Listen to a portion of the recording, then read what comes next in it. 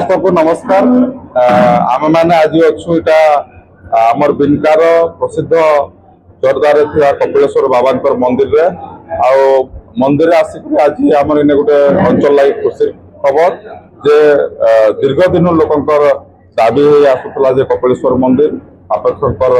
यहाँ सांस्कृतिक पर्यटन क्षेत्र हिसाब से सरकार तरफ मान्यता देवार लगे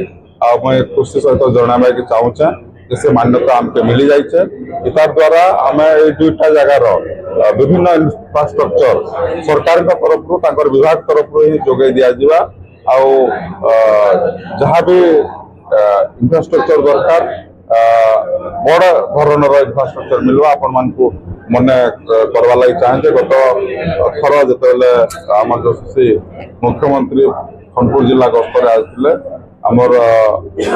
बाबा जो महिमा पीठ खलियापाली अच्छे से 35 कोटी टंकार अनुदान घोषणा करते तो ये पीठ लगे भी आम कपिलेश्वर आ पाखर लगे भी इनिशियल स्टेज रे मुझे आमर मंत्री मान कथा 30 कोटी टंकार गोटे डीपीआर बनाबार लगे आम जाऊँ जेनकि लोकंर विभिन्न सुविधा सब दिजा आलोकीकरण कथा हो कि यात्री मान विश्राम कथा हो कि शांति श्रृंखला सहित दर्शन करने कथा हो कि बाकी जहाँ सब आनुषंगिक व्यवस्था सब से रहा आमर ये पीठर श्रद्धा नहीं आमर